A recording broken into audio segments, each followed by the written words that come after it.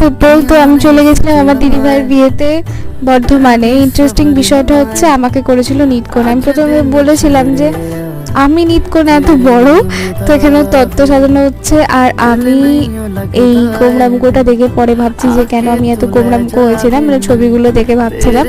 তো এখানে মামা মামি দিদার সাথে ফটো তুলে নিয়েছি।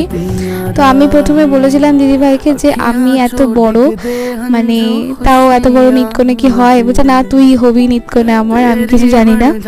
তো যাই হোক, আর এটা আমার খুব মজা লেগেছিল ব্যাপারটা।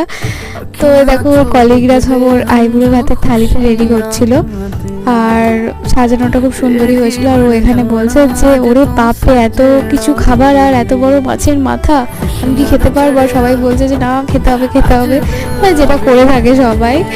তো যাই হোক, ও এই মেকআপটা পুরো নিজে করেছিল, সিম্পল সোভার। চলো দেখা হচ্ছে অন্য আরেকটা ভিডিওতে।